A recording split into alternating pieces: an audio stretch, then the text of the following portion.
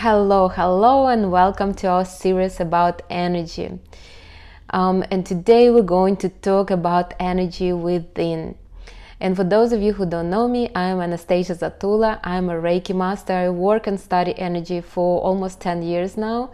I truly enjoy this concept, and I'm here to share some knowledge that I have about energy fields, about how to manipulate energy, how to transform energy, and different types of energy. So today we're talking about our aura, our energy fields that make our aura, and how they can help us, how they can transform us. So we are truly strong when we keep the energy within us. Now we already know that we have an aura, and if we keep the energy within that aura, within our borders, we are truly strong. We're almost invincible. Now everybody has an aura. Everybody. Some people have a weaker aura. Some people have stronger aura. Some people have wider aura. Some kind of narrower. But everybody should have one. If you don't have an aura, then you are unalive. For truly, even not alive people, they still have some aura for some time. Anyways, but you should have aura, and that aura, that energy is grounded in your physical body. So my aura is grounded in my body.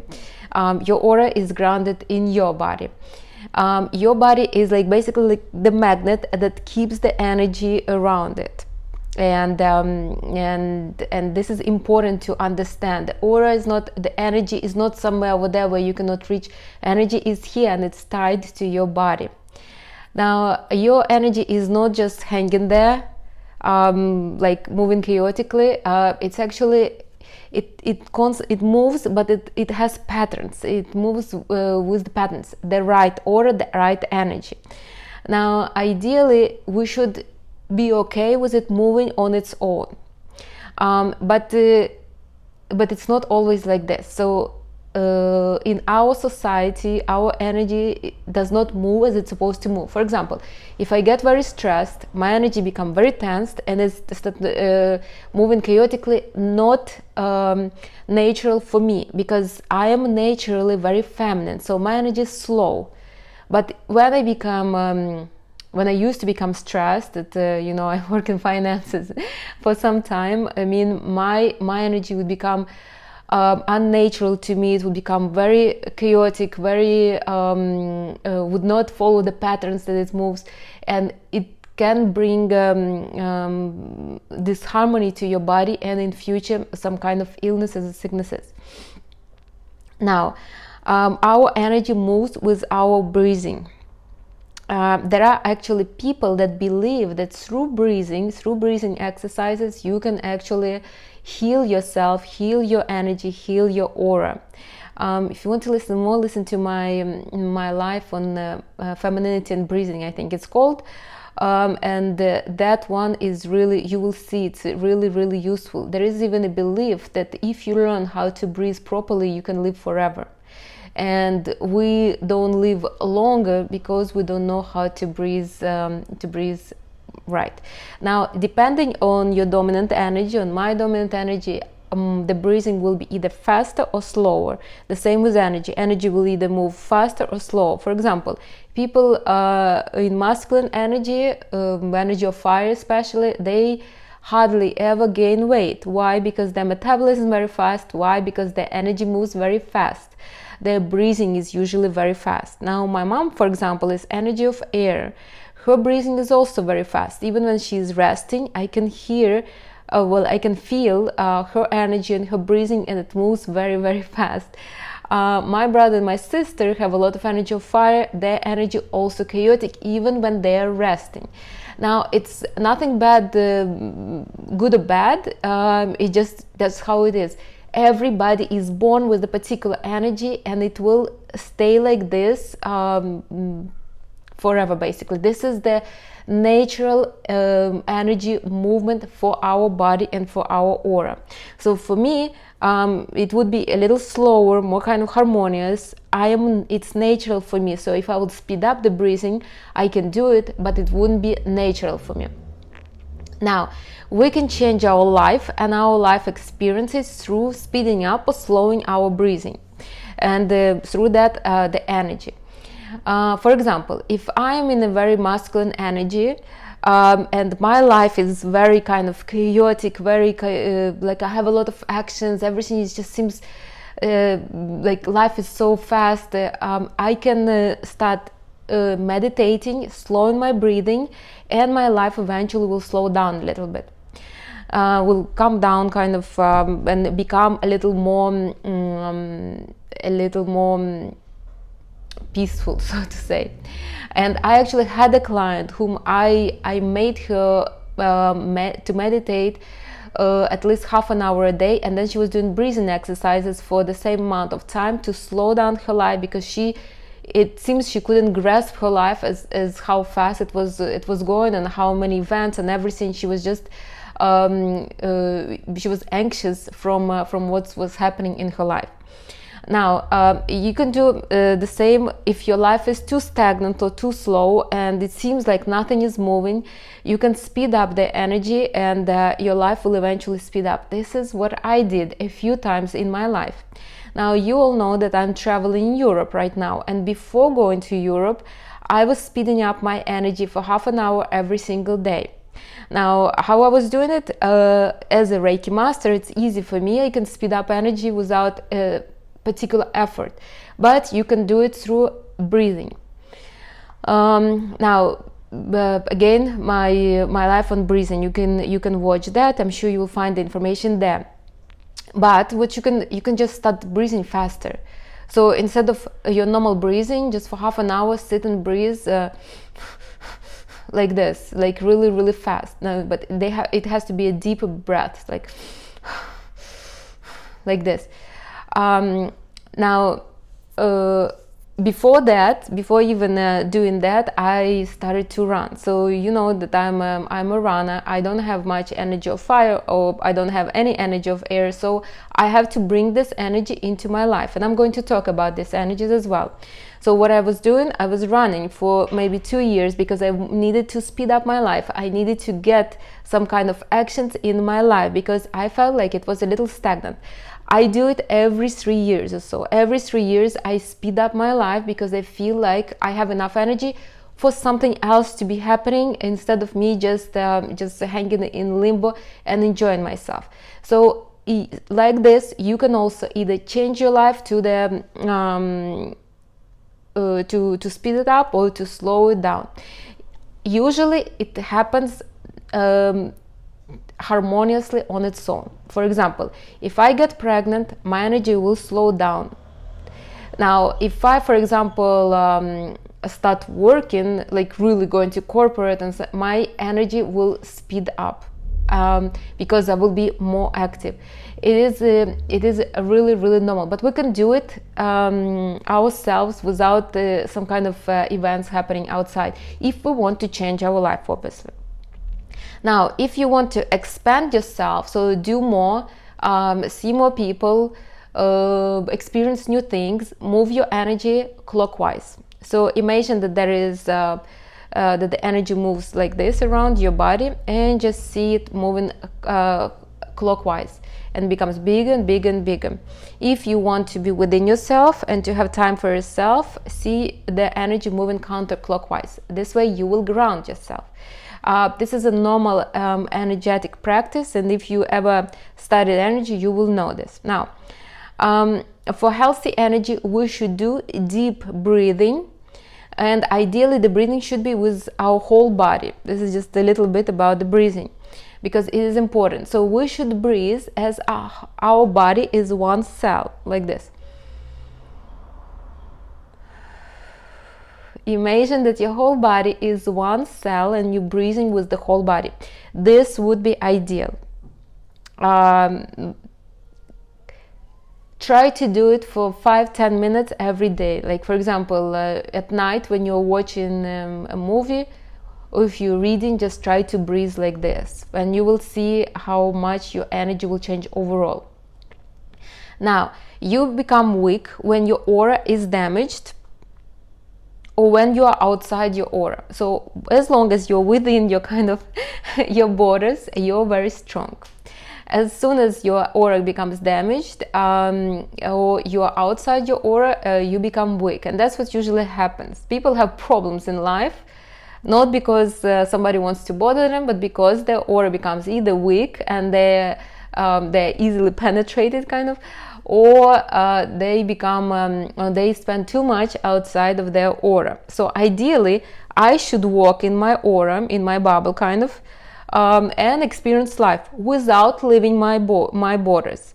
Unfortunately, it doesn't happen like this. Usually we're outside of our aura, but it's okay to be outside our aura when we can come back and experience life within ourselves.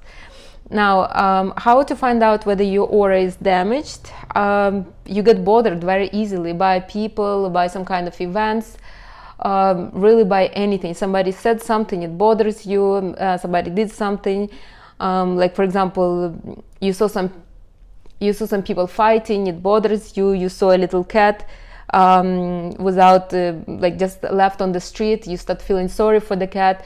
Everything bothers you. Outside world start bothering you. This is when your energy, when your aura is weak. Ideally, you shouldn't be bothered by nothing. So you should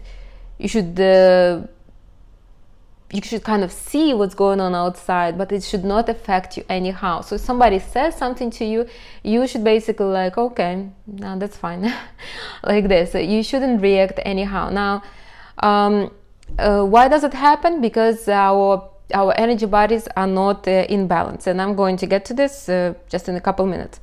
Now, how do you know whether your energy, whether you're outside of your aura? Is when you think about others, when you hang in the future or in the past, when you care about problems of others more, when you analyze others, what they said. So you're not in the present and you are not within yourself. This is the main indicator. If you are not in the present and you are not thinking about yourself, then you are outside your aura.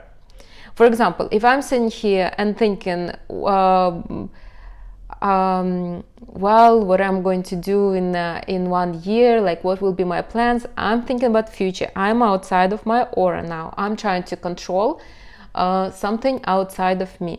If I'm not in the present, I'm outside. Now, don't take me wrong. I mean, sometimes we do need to plan. Sometimes we need to analyze the past. There's nothing wrong with that, as long as we're not hanging there all the time. I know people that, and I was myself like this. It's either I was regretting and analyzing the past, or I was worried about future. Like it was my constant, my only kind of everyday thinking. Another indicator is basically if you are thinking about others. So you had a conversation yesterday and you keep on analyzing and thinking about it and on and on and on. That means that you're also outside your aura. You shouldn't. That conversation was yesterday. I mean, it went as it went, and you basically should have some kind of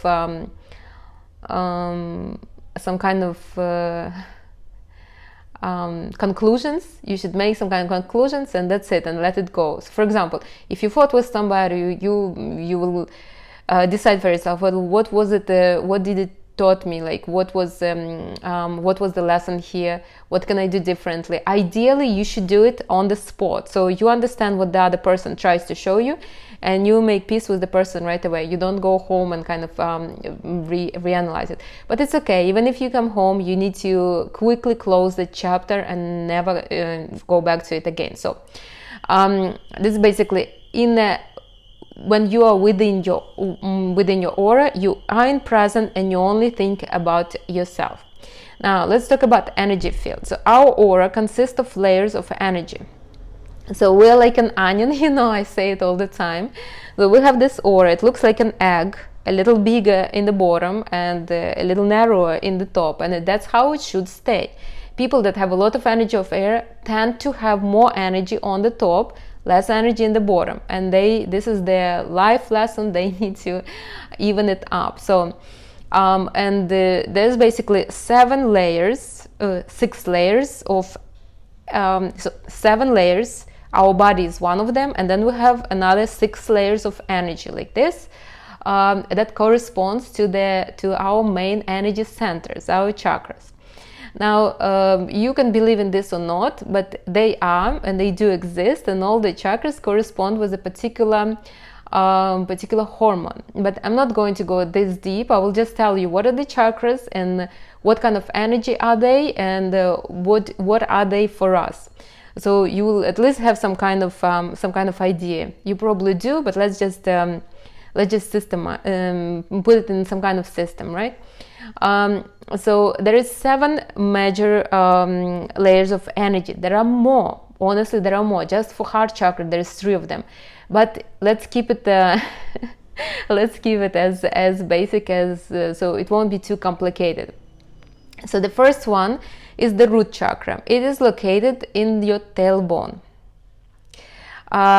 Root chakra, the corresponding energy field is our body. This is our root. This is what grounds us in this existence. Also, it's like a magnet that keeps our energy towards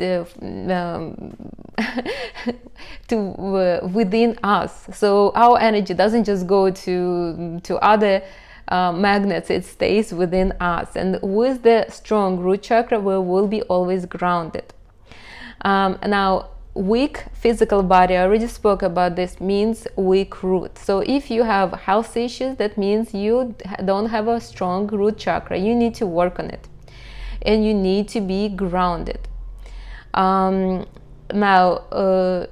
It should be strong. So some chakras are driving in masculine energy, some chakras are driving in feminine energy. This chakra has to be strong in both masculine and feminine. We all have to be grounded. We all should feel secure and confident in this world, but it is a driving masculine chakra.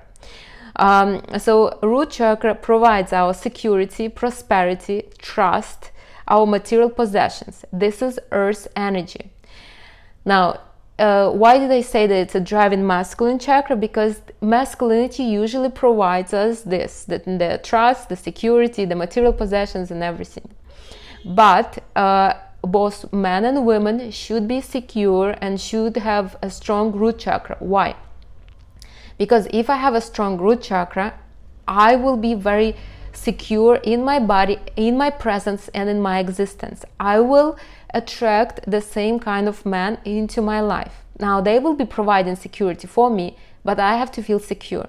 I have to feel like whether this man or not this man or any other man will provide security for me or not, I will be able to provide the security for me, or somebody else will.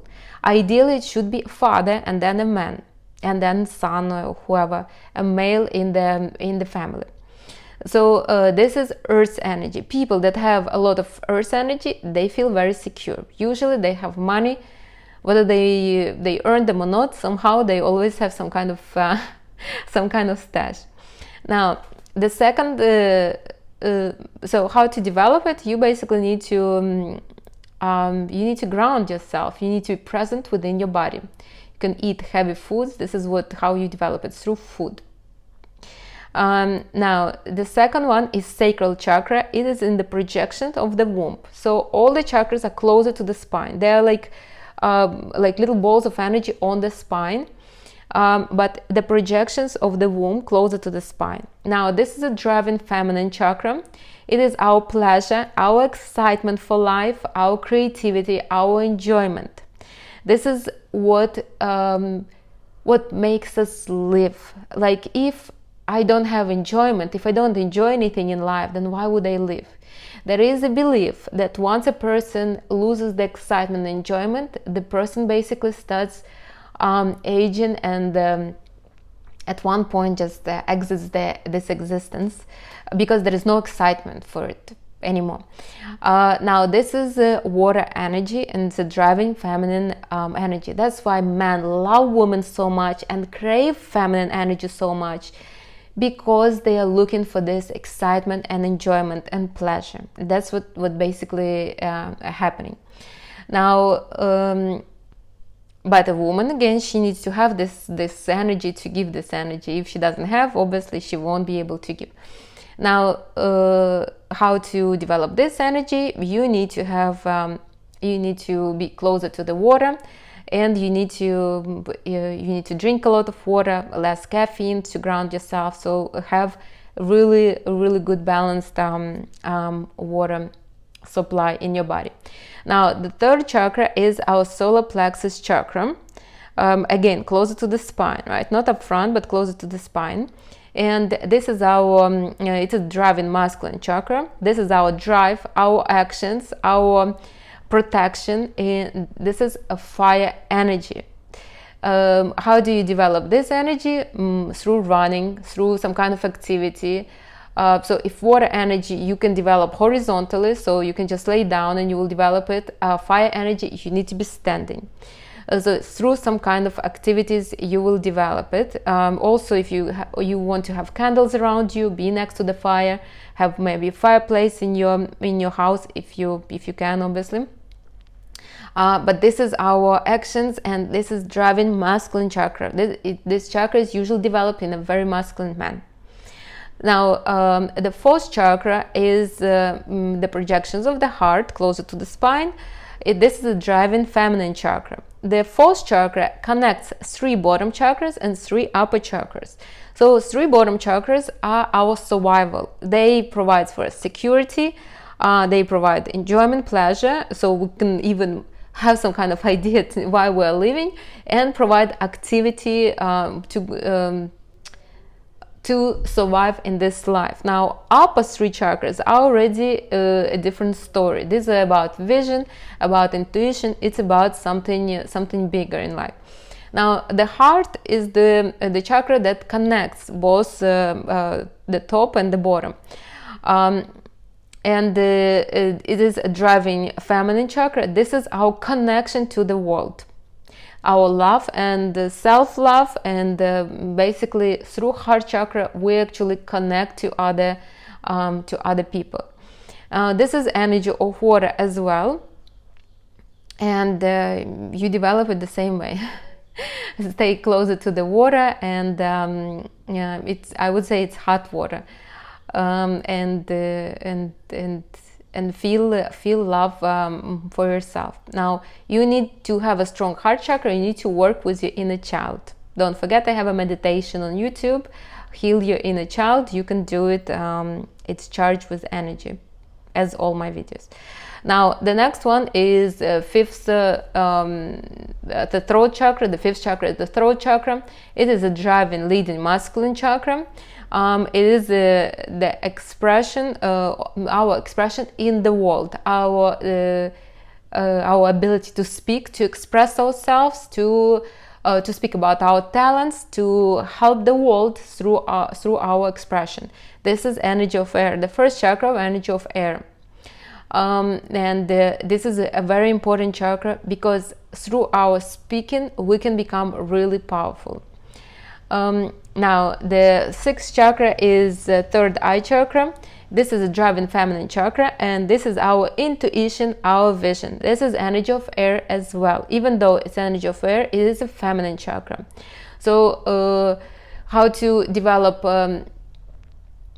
fifth and sixth chakra? You need to develop energy of air. How do you do this? You basically do something new, try something new, travel, connect with new people. So you need to be doing something new, and in some kind of different way. So like this, energy of air is very light, very optimistic energy. You can't be stagnant while developing this energy.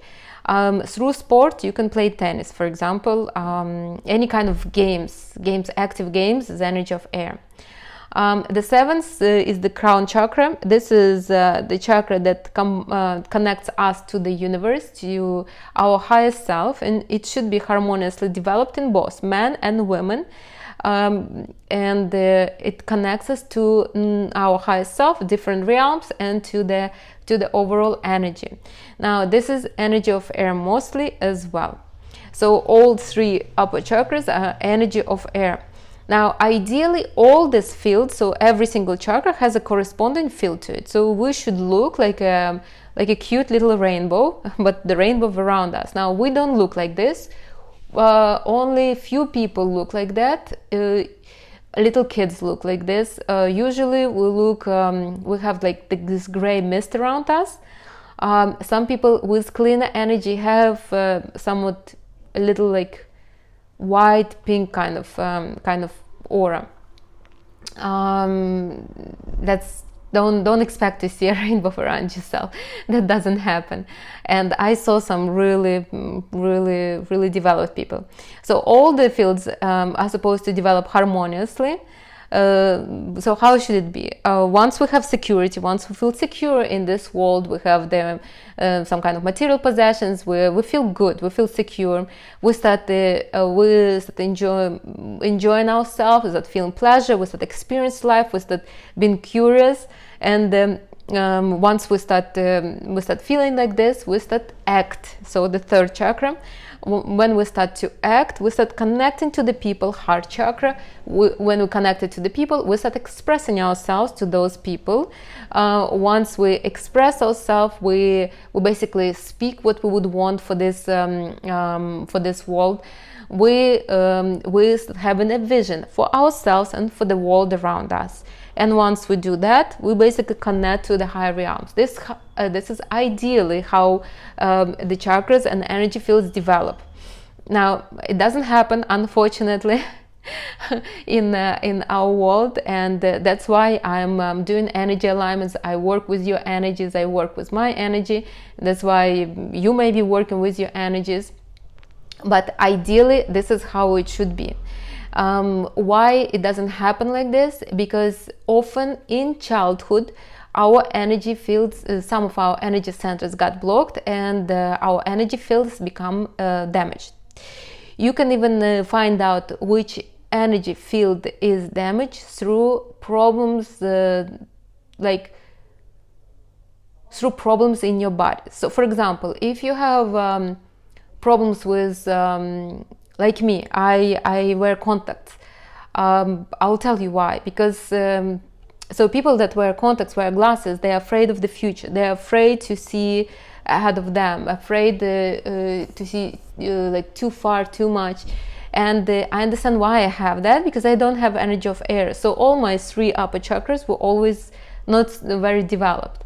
Or for example, a person that has problems with liver, with gallbladder, they're having problems with the 3rd chakra. Either it's overworked or it's underworked. People that have problems with the womb, with the reproductive system, they have problems with 2nd chakra, and like this basically. So you can easily pinpoint which energy field is weak in your aura. Once you will work with those energy fields, your aura becomes strong, and you become invincible consciousness that just experiences the life and enjoys itself, transform the energy around it. All right, that's it for this part. In next part, I'm going to talk about variations of energy. I hope you enjoyed. If you have questions, ask me.